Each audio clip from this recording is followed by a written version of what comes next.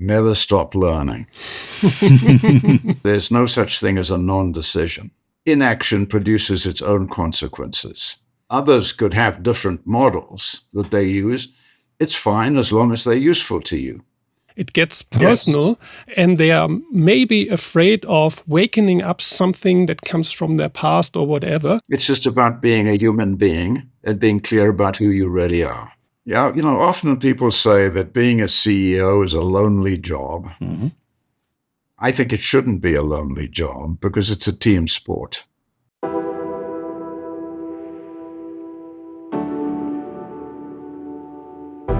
Welcome to Hope is Not a Strategy, the podcast that explores real stories of strategy and leadership. My name is Christian Underwood. And my name is Jürgen Weigand. And today, I'm very proud, Jürgen, that we have here with us and welcome Willie Pietersen, Professor of Management Practice at Columbia Business School, and let's say the intellectual father of our very own StrategyFrame and the book Hope is Not a Strategy. So Willie, welcome to you from, I think you're sitting in New York, is that right?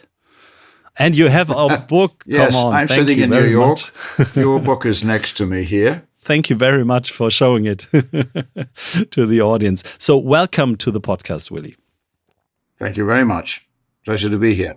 Yeah, we're very pleased to have you, of course. And as Christian said, we owe you a lot of conceptual insights and experiences you shared with us in the classroom. Let me start with a question about what you personally have learned from your career, your outstanding career as a CEO, and how you have translated that into something people like us can use in their strategy making process. Thank you for that question, Jürgen. Yeah, there are a number of things one can pick out from a long experience like this, but a few of them stand out very strongly. I'm just going to change my glasses here. And the one that I think predominates in my mind is that leadership is mainly about people. Management is about things. It's about projects. It's about getting things done. And it's important, of course. But at the end of the day, leadership is about people. Now, you folk have your leadership, your strategy frame. I have strategic learning. We both approach this whole idea of developing winning strategies, which is crucial for organizational success, particularly in a changing world. We have to navigate this and adapt to change constantly, and we have to have a methodology. Now, what I've noticed is in doing many, many workshops and strategy projects with organizations, as you have done as well, that the success of the application of these methods comes right down to leadership. Now, I've noticed that when it works well, because I sometimes get asked, oh, well, does your method always work? Well, no, of course not. It's not a magic bullet. At the end of the day, I point out to people, it works if you make it work. You are the magic bullet. It's people at the end of the day that make these things work. Yeah. And that's a big lesson for me because we tend to get detached from that idea and think about strategy and leadership as a game of chess, a kind of a detached, analytical, intellectual exercise, right? Outsmarting competition and so on. Well, of course, that's important. And then we need to have a clear, compelling, winning strategy. From that moment on, actually, the development of it is also a leadership challenge. But then the leadership challenge clicks into gear in a very strong way when it comes down to implementation. People make work happen. Yeah. And that for me is a big lesson. Yeah, absolutely. And in your most recent book on leadership, The Inside Story, you emphasize the invisible elements of leadership. What sets this approach apart from traditional leadership models beside the people aspect? Yeah, I'm not quite sure what you're referring to on the invisible aspects of it, but I do have a framework in mind. Mm-hmm. And maybe that's what you were alluding to there, Christian. Yeah. It's interesting. Everybody who's in the business world and organizational world and national politics, whatever it is striving to be a better leader. And it's a really interesting conversation to have with people in a seminar, right? What are the hallmarks of great leadership? and how do we improve as leaders? Now, anything we want to do and improve on, whether it's carpentry or any other enterprise, you need to have an underlying concept of what it is. Because you know the outputs that you want. You want to inspire people. You want to direct them in a way that leads to a winning game for the organization. Those are the outputs. What are the inputs? How do we begin to think about a framework that we can hold on to so we can develop our own leadership capabilities in a very conscious, deliberate way and use this as a way to get feedback? So I've got this Venn diagram that for me explains the essential components of leadership. It has 3 dimensions. First dimension is leadership of self, deep self-knowledge, the establishment of a clear set of principles and values that govern our actions and inspire others and provides transparency and authenticity. That's the first domain. That's permission to lead. The second domain is strategic leadership, the ability to set a clear direction, a winning way, and clear set of priorities. That's domain number 2. Domain number 3 is bringing out the best in others, interpersonal leadership. Now, these 3 domains are interlinked.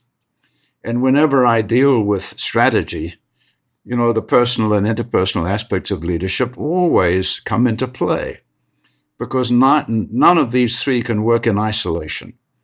They are mutually interdependent elements. Now, I find that useful because it gives us a practical construct that says, I want to think about my leadership effectiveness. How do I think about it? How do I develop my personal, my strategic, my interpersonal leadership? So that's a kind of, as Voltaire said, cultivate your own garden. Keep learning in terms of getting better. It also, I find, is a better way of getting coaching from others. I'm sure you folk do a lot of coaching. Instead of just saying, how am I doing? Which is too big a question to be useful to people. It's much better to say, look, I've got these 3 factors in mind. I want to be an integrated leader, bringing them all together synergistically. How am I doing on personal leadership? Am I clear? Am I authentic? Are my values obvious to people? Do I apply them consistently? Second, strategic leadership, same set of questions. Am I setting a clear direction? Are the priorities simple and clear? And then interpersonal. Do I have the ability to really inspire and not just ask for compliance, but really get commitment from the entire organization? Then you get useful feedback because there's a practical construct to help people do that for you productively. So I find that to be a really useful way of thinking about leadership. Now, others could have different models that they use. It's fine as long as they're useful to you. And I tend to have evidence-based points of view about this. So I've thought about it deeply and I've looked at alternative models, and this one works for me. Okay, Willie, let me pick up on that one. I fully agree and sign your model, the 3 dimensions you basically just explained. What I have found difficult over the past many years, I've been talking to board members, CEOs, CFOs, and so on. They also would sign that, say, well, this sounds really interesting. This is good. This is exactly what I need. But when it comes to personal leadership and what you said, going deeper into who you are as a person, most people I have met shy away from that. It gets personal, and they are maybe afraid of wakening up something that comes from their past or whatever. So they basically say, maybe it's also some kind of a German cultural thing. This is too esoteric. I don't want to touch on that. Yes, we can talk about leading others, interrelated leadership, but personal things are personal. I don't want to work on that one. What do you think about these people?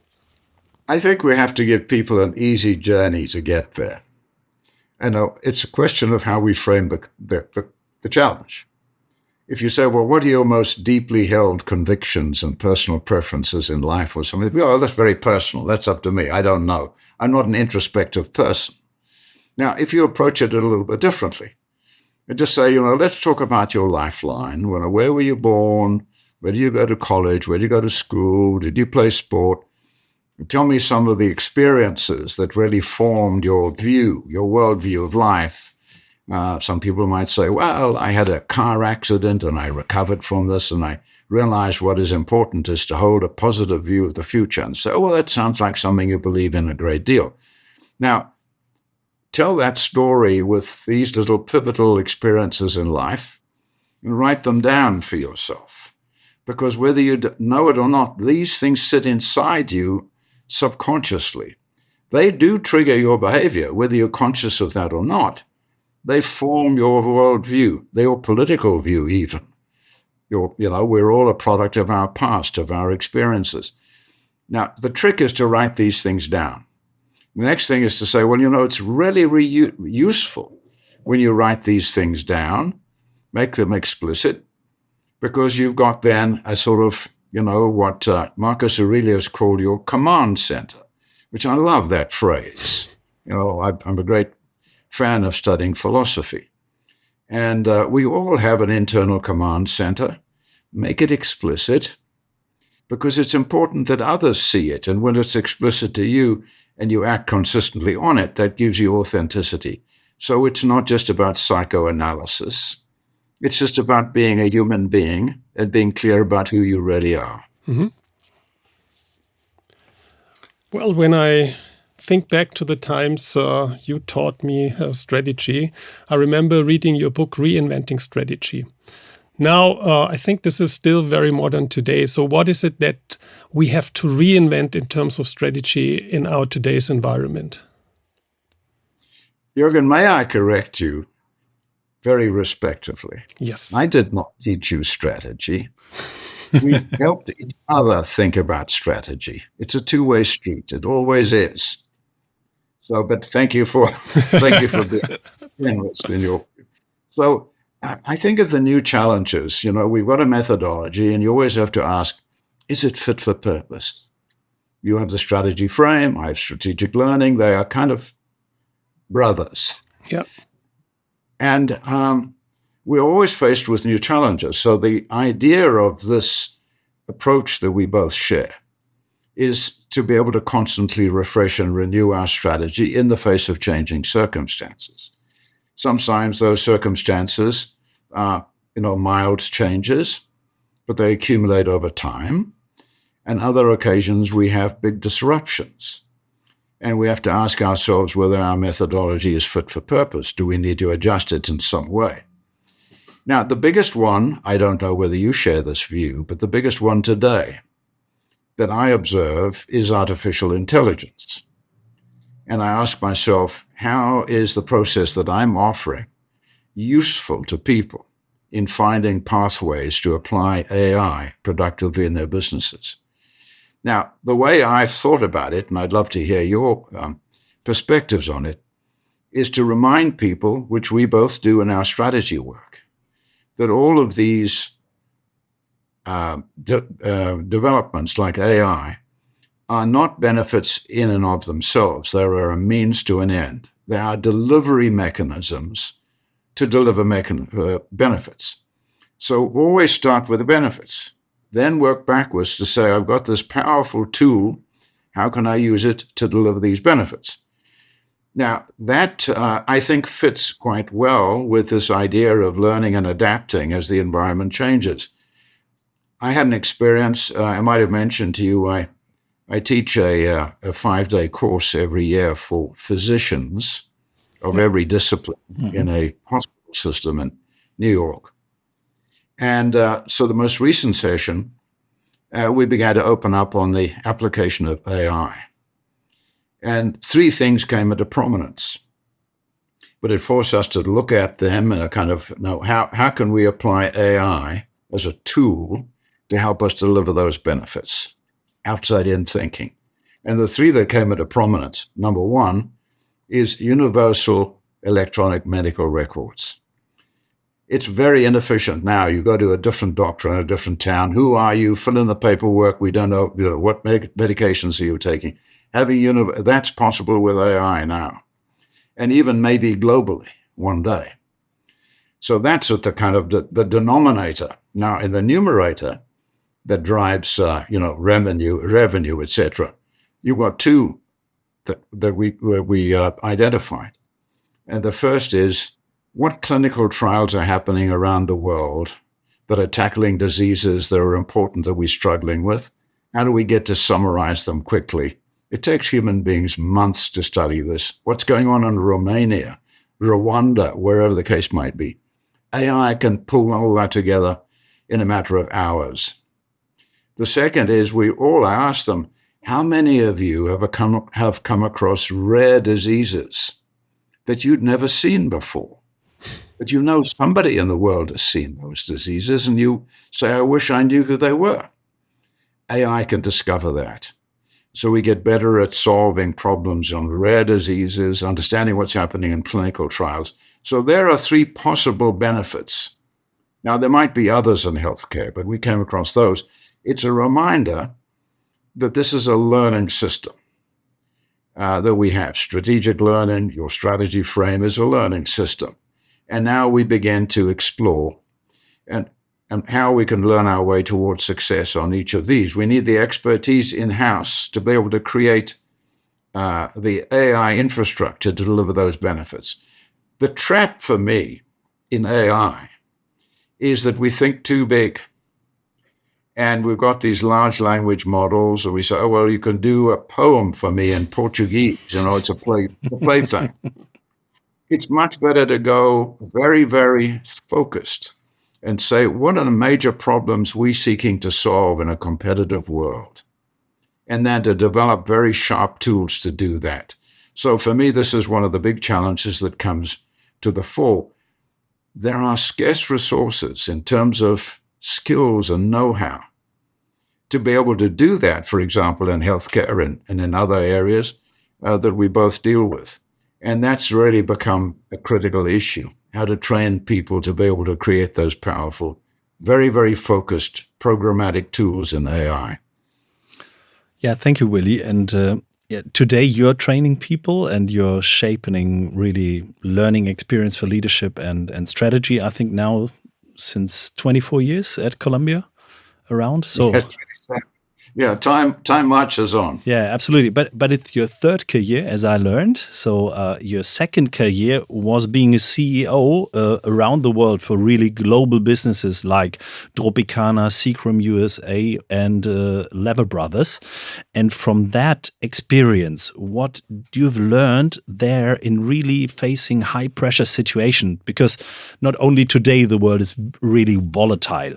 So you may have had these experiences in the past. And could you share some special experiences, some personal stories that shaped your current thinking on leadership and strategy?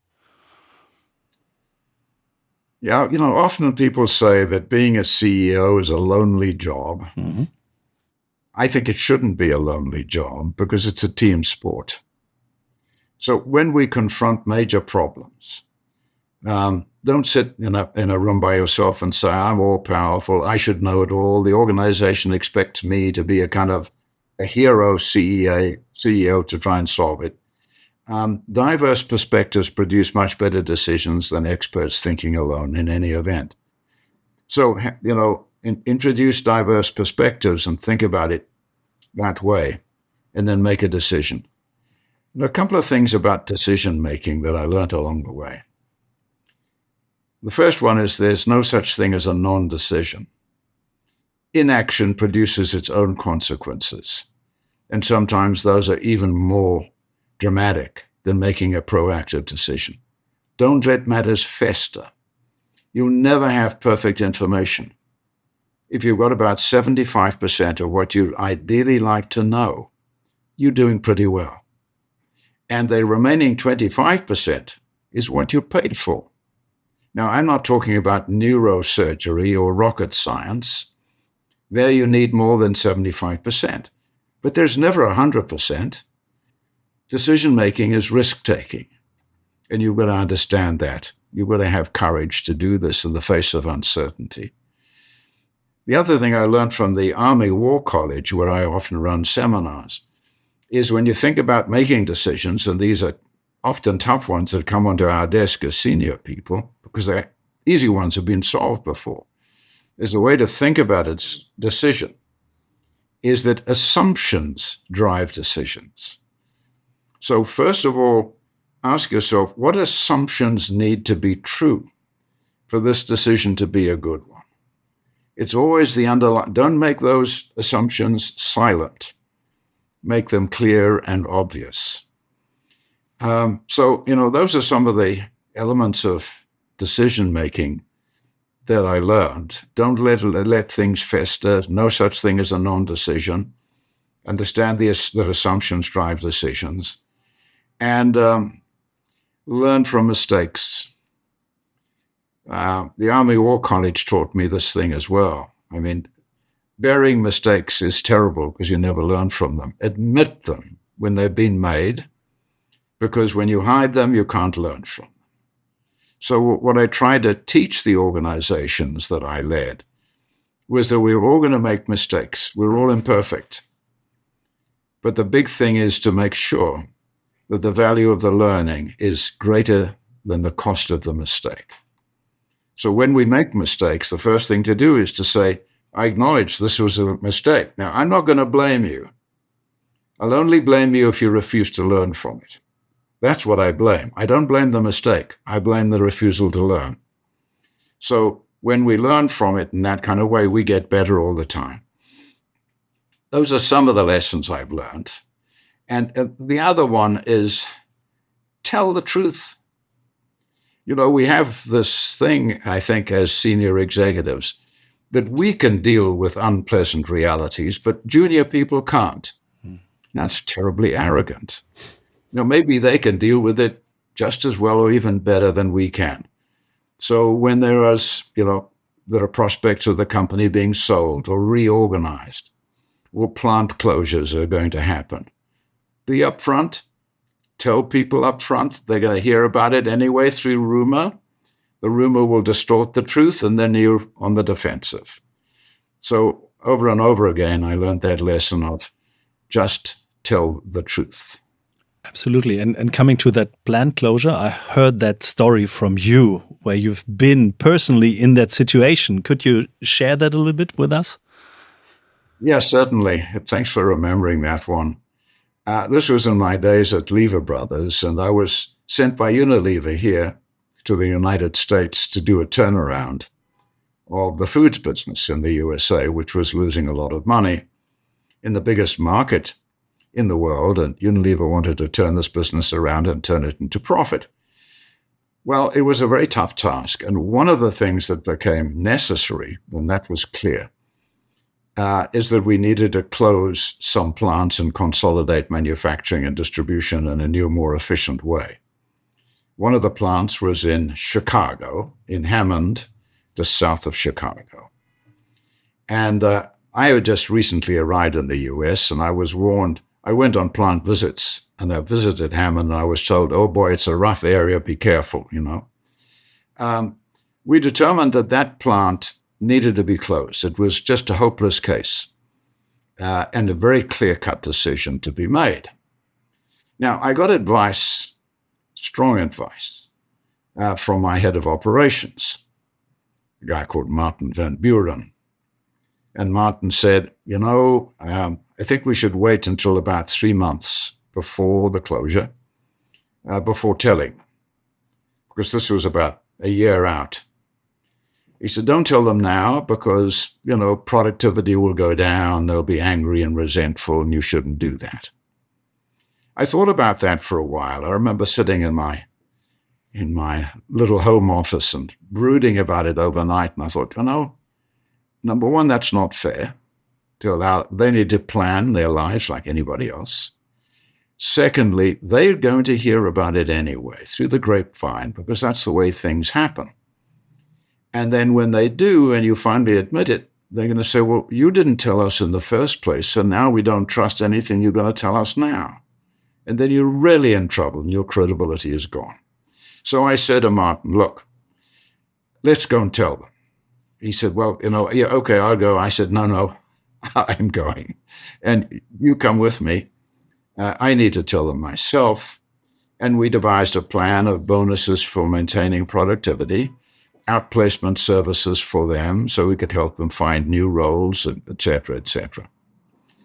Well, I was pretty nervous. It was not a nice thing to do. We went between the shifts, etc. People realized there was a big announcement, so they were really anxious, and they were kind of staring at me. What are you going to tell us? I remember standing on a box, and I told them. I said, I'm sorry to have to tell you this. I wish I didn't have to tell you this. Here's the reason we have to close the plant. It's for the greater good. And often when we do things for the greater good, some people are disadvantaged. In this case, it's you. Now, my job is, number one, to tell you the truth. Number two, to describe the bonus system and the outplacement, and to ease your journey. The only thing I can do is make your journey easier for you. You've got families, you've got life planning to do, etc. And I said, well, hopefully we can maintain our productivity in this remaining year until the closure. And that's up to you. You've got a great deal of skills. Now, I went back regularly, and the productivity rose to the highest level it had been in 5 years. It didn't just stay where it was. It rose. It went up. The mood in that place was upbeat. People were supporting each other in little circles of discussion and so on. And on one of the visits, I spoke to the head of the union, a very big, imposing man.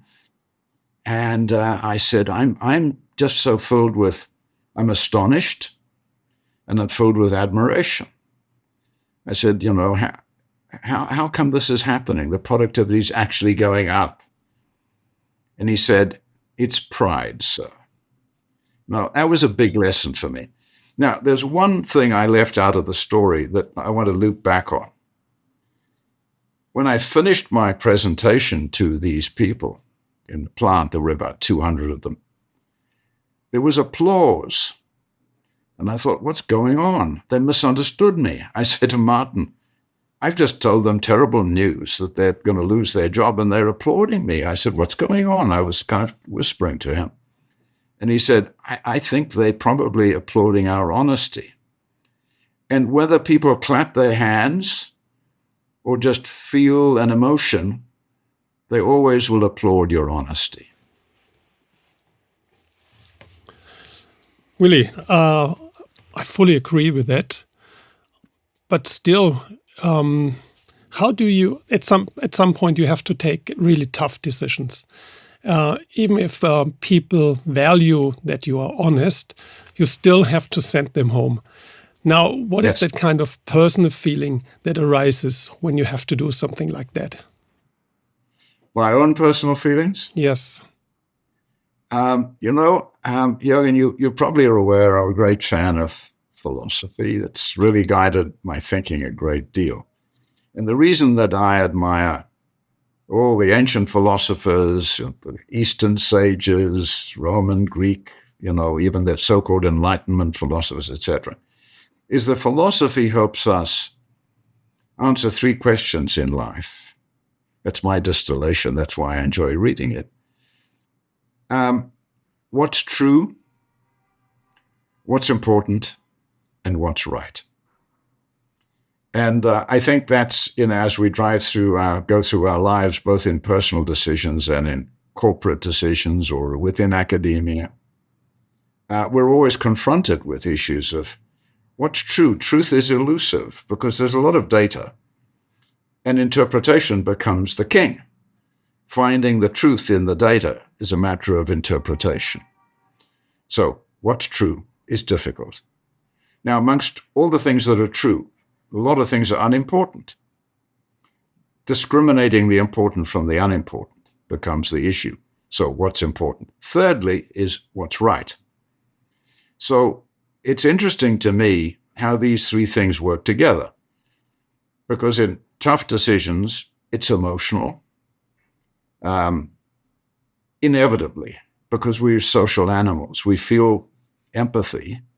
If we've got a healthy psyche, we feel empathy and sympathy also for what people have to go through. Some of those people in that plant, I learned afterwards, were battling cancer, and now they were losing their jobs and their concerns about maintaining their health insurance. And you hear these stories and respond to them. So, Obviously there are human feelings around. Now, if I look at those three questions, if you go through that process in this example we've just discussed, what's true? Well, we're clear that the plant needs to be closed. Now, what's important is the way you deal with the people in it. And now we say, well, what's right? Should I withhold the decision until the last minute? Should I tell them now to give them more time to organize their own lives? Now, this is a choice between right and right. The choices between right and wrong are very easy. We can give those to our teenage kids. The choices between right and right are the hard ones. And then we loop back to what's important. So that's the way I try and figure it out. And what I try and do is to say, emotions can be healthy, but at the extreme, they become unhealthy. So manage my own emotions, recognize these feelings. And a part of them was nervousness. I felt nervous delivering that. I was told I did not appear to be nervous, but I did feel it because, that anxiety about doing this, I thought maybe they're going to throw things at me. Safety-wise, etc., and get a really bad reaction that's hard to handle. These are natural things. We just have to deal with them, make sure we understand what's true, do what's important, and understand as best you can what's right. And we're always a little bit imperfect. Nobody's perfect. We're going to make mistakes.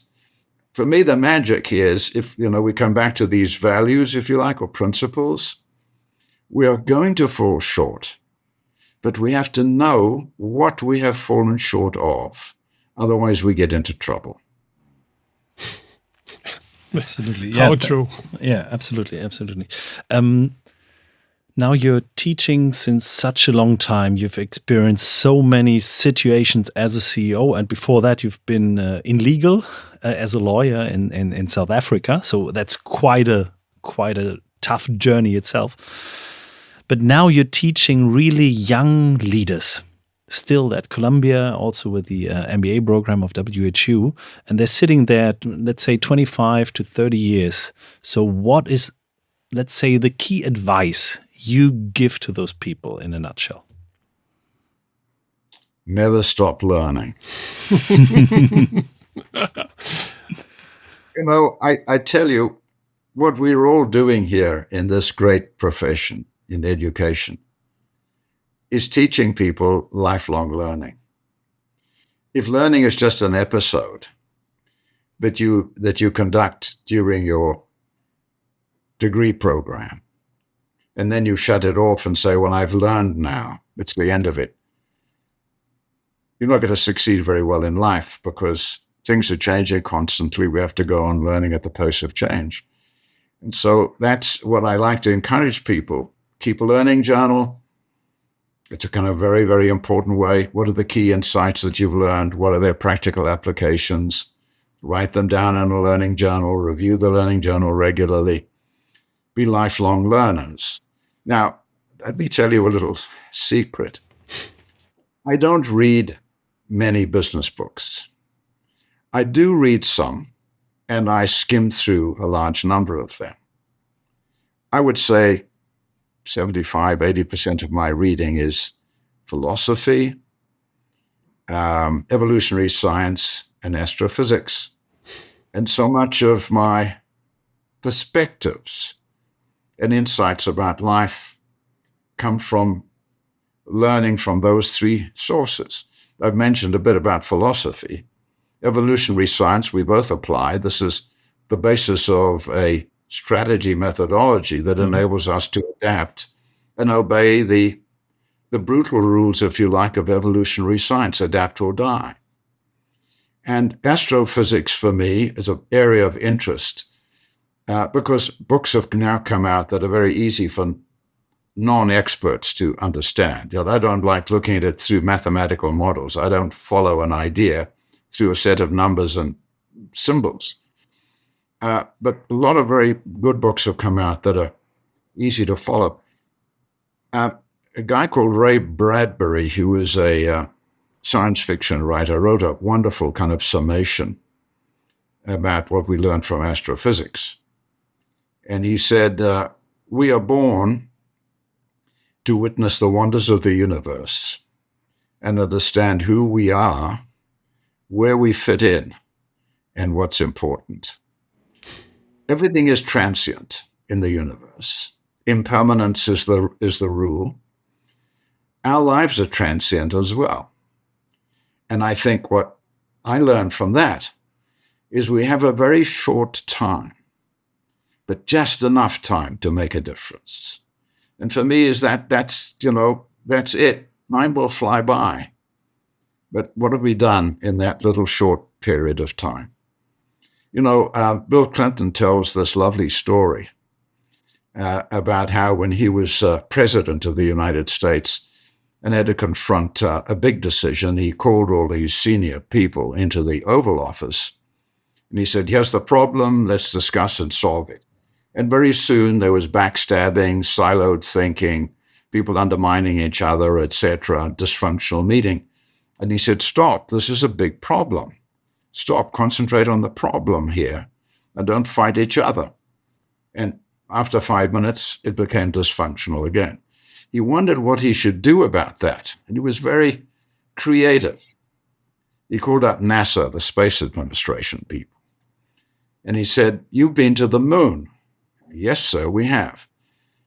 Can you give me a moon rock? And they said, yes, so they delivered a moon rock. He said, not a 2-ton thing, but I want one I can put on the table in the middle of the Oval Office.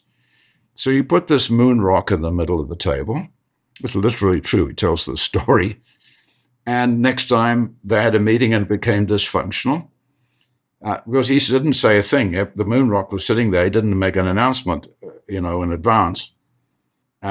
When the meeting became dysfunctional, he said, stop. Do you see that rock? It's 3.5 billion years old. We just passing through for one brief moment, make a difference, solve the problem. He said it worked every time. It's a kind of nice little reminder of people. But a short time, make a difference. Absolutely great. Willie, thank you very, very much. And I think you made an enormous, big difference for me personally. 12 years ago, I've been with you in the classroom, and also for you, Jürgen, and our strategy frame. So thank you for making a difference. Absolutely. Also, thank you from my side. It's inspirational, as always, listening to you. Fantastic. I'm looking forward to interacting with you next year in June when we come back to New York. Thank you so much. Well, if you come back even before then, please do. Yes. I mean, I honestly say to you, and I've said it to you before, when you bring those fine young people over to New York, it's one of the highlights of my academic life. Yeah, you did tell me already. Yeah, that's great. Yeah. Thank you very, very much.